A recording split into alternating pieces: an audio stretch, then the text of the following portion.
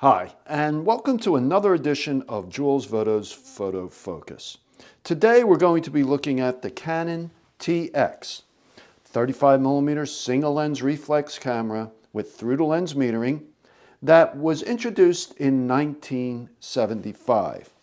The TX is a less expensive version of the Canon FTB. It has the FD lens mount, but could also use the older FL lenses for stop-down metering. So it has full aperture metering. Okay, so let's start, like I always do when doing one of these camera videos, on the top right side as you look at the camera. Okay, first we have the shutter speed dial just to the right of the prism. Shutter speeds go from B for bulb all the way up to 1/500th of a second, whereas the FTB goes to 1,000th of a second. We notice that the 60th of a second is in orange. That is the top speed to synchronize with electronic flash. We have our film plane indication right here. That's if you're doing macro photography and you need to calculate the loss of light for bellows or extension tubes. Okay, one other thing on the shutter speed dial is we have our ASA setting, or as we say now, ISO, and you could set film speeds from 25 up to 2000 for an ISO of up to 2000. Okay, let's just usually like to leave it set to 400 most of the time when I was shooting film. At least black and white, it was always 400, and we'll just leave this set to 125. All right, so to the right of the shutter speed dial, we have our shutter release.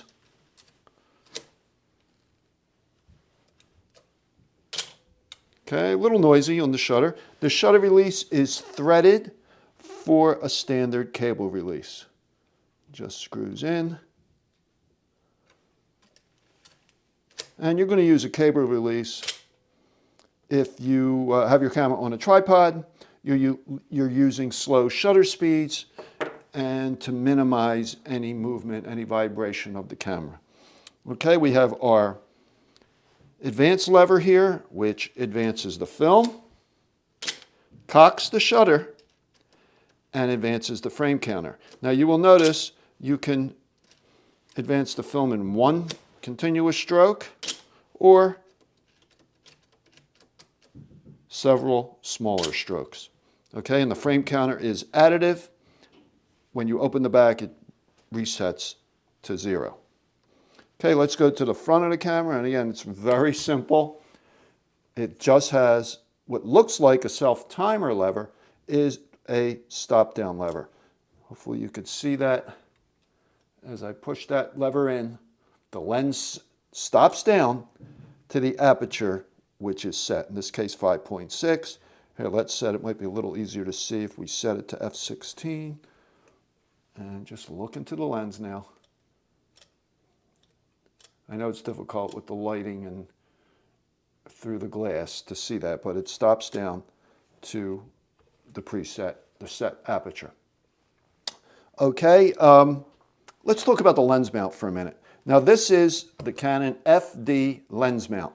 Okay, originally it was breech lock. So you just turn this silver ring at the back to the right, remove the lens. To mount the lens, you just match up the red dot on the front of the camera under the N on Canon with the red dot on the lens, and then you turn that silver ring to lock down the lens.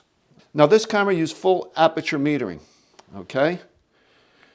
And you could also use the newer version of the Canon FD lens mount. They call these the new FD. Here you match the red dot, or actually it's a little raised red thing there, and it's more like a bayonet mount. It is a bayonet mount. Okay, just turn it to lock. To release, since there's no lens lock release on the camera, you just press this button on the back, towards the back of the lens, and you can remove it. Okay, so those lenses are for full aperture metering. You could also use the older FL lenses. Okay, one easy way to tell an FL lens is usually the aperture ring is right up front, which I kind of like on these old FL lenses. Okay, so same thing with mounting the FD. You just match them up, turn the silver ring on the breech lock lens mount, and it's locked in place. Okay, yeah, I really like this on the FL lenses. Now, when using an FL lens, if you're metering, you must hold in. Okay, you must hold in. Let's set this to a small aperture so hopefully you can see. And it's hard to see on this one. You just hold in that stop down lever, take your reading, release it, and then you can take your picture. All right, so let's get this lens off. And we're going to put back a lens from that era when this camera was introduced. Hang on. All right. Okay. All right, so that's it for the lens mount. Let's go over to the left side of the camera. The only thing we have is a PC outlet to plug in your flash. Okay, now we're going to come back to the top of the camera. We have a hot shoe. And then to the left of the hot shoe, on the left side of the camera, we have our rewind knob and fold out crank. And you turn the crank in the direction of that little arrow clockwise to rewind film. But we'll get to that when we talk about loading film.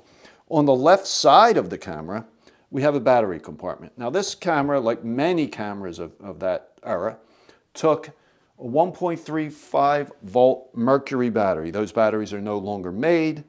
You can get replacement batteries. Let me say a little something about metering with these cameras. And a lot of these cameras, a lot of these 60s and 70s cameras, the meters don't work. They use CDS cells, and a lot of times the cells were dead. And also one of the other problems was getting the proper battery. But these cameras are still very usable because they are all mechanical and everything works except the meter without a battery. Okay, 500th of a second all the way down to a second. Everything works without a battery. Now, I did a video on using handheld meters or meter apps for your phone with these older cameras, so you would have the ability to meter. So I'm going to put a link in the description below to that video. So just look at that if you have one of these old cameras that doesn't have a meter. Okay, so I mentioned the hot shoe. Now we're going to open the back and load film. Okay, to open the back, as is on many of these cameras, you pull up on the rewind knob. But you know what? Before I do that, so I want to explain one thing. Always check to be sure you don't have film in the camera before you open the back. Okay, so what I always suggest you do, just unfold the rewind crank. This is especially true if you haven't used the camera for a while. You may have left a roll of film in there and forgot to take it out. Just turn the rewind crank a little bit.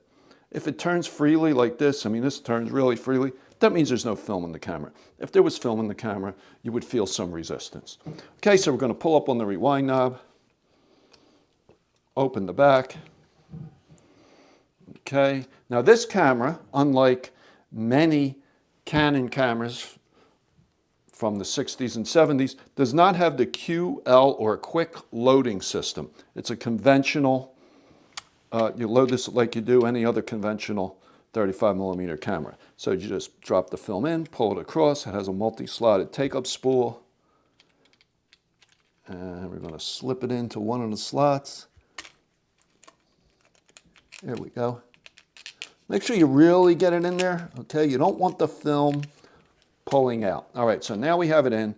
We're just going to advance a little bit, and we want to make sure, and this is very important, that the sprocket holes on the film, top and bottom, engage with the sprocket teeth in the camera. Once we're sure of that, we close the back. Yeah, one thing I just want to make a note of here, this camera has a couple rollers to keep the film flat. Usually you only find that on the more expensive cameras. All right, so we're going to close the back. Okay, turn the camera over. Now we need to make a few blanks. To get that film that was exposed when we loaded the camera out of the way so we could start taking pictures. Okay, so what I always do is unfold that rewind crank again. All right, now I want you to watch that rewind crank as I make a couple blanks. See how it's turning? That means that the film is going from the cassette onto the take-up spool and the camera was loaded properly. If this rewind crank does not turn, that means that the film did not catch on the take-up spool. You need to open the back and reload. Okay, so now let's say we've taken a bunch of great pictures. All right, when we reach the end of the roll, we just push in this button on the bottom, the rewind button. Okay, unfold our rewind crank and turn it in the direction of arrow. And now we got resistance. Now I don't want to wind this all the way in. So I don't know if you heard that little kind of a click. That means that the film pulled off the take-up spool and I could open the back. And there we go. All right, and I could use this again to demonstrate how to load a camera.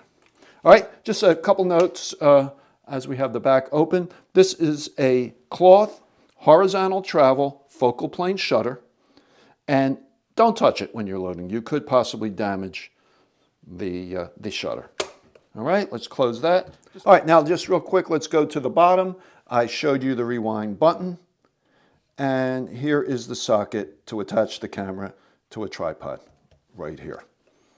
Okay, now let me just talk a little bit about the viewfinder. It's very simple, as this camera is. It's a very simple camera. The viewfinder is as you can see here, it just has a microprism spot in the center, and then you'll see the meter needle and that circle on the right. When you line up the needle with the circle by turning both the shutter speed or aperture, and when they line up, it's set for proper exposure. Another thing to note is if you have one with a working meter, these cameras do not have, the TX does not have a battery check. It also doesn't have a meter on and off switch. So the meter is always on. So in order not to kill the battery right away, when you're done taking pictures, just put the lens cap on, and that will save the battery. Unlike the Canon FTB that uses a partial meter, it meters a rectangular area in the center of the viewfinder, the TX just uses a center weighted meter. You could find these cameras very inexpensively on eBay.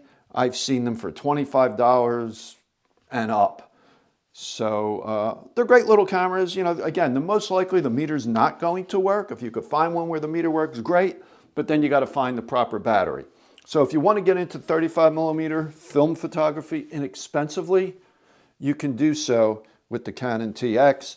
And there are tons of Canon FL, FD, and new FD mount lenses available. In fact, if you have this camera with a non-functioning meter, I would suggest you save some money and try to find the FL lenses, because they're older. You don't care about stop-down metering because you're not going to be doing any metering. Okay, so if you have any questions on the Canon TX, please leave them in the comments below. I try to respond to all questions. And if you enjoyed this video, please give it a thumbs up and subscribe to my channel. I usually publish a new video every Monday and Wednesday morning at 11 a.m. Eastern Time. So thanks for watching, and I will talk to you next time.